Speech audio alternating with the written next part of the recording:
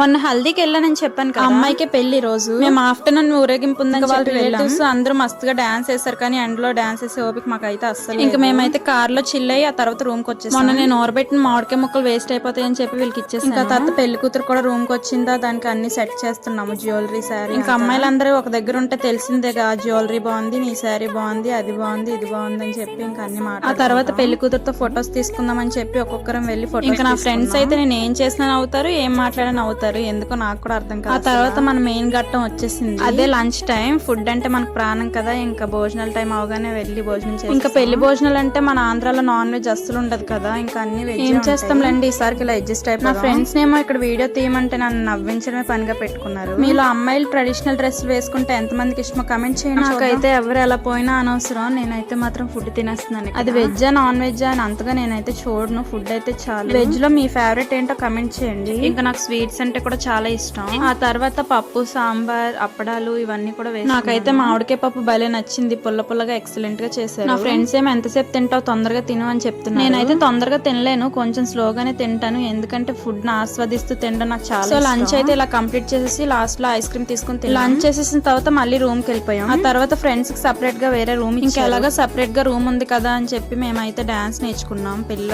తర్వాత మాకు డప్పుల సౌండ్లు వినిపించి మేమైతే కిందకు వచ్చాం. పెళ్లి కూతురు పెళ్లి కొడుకు ఇక్కడ ఏదో చేస్తున్నారు, దాన్ని ఏమంటారో నాకైతే తెలీదు.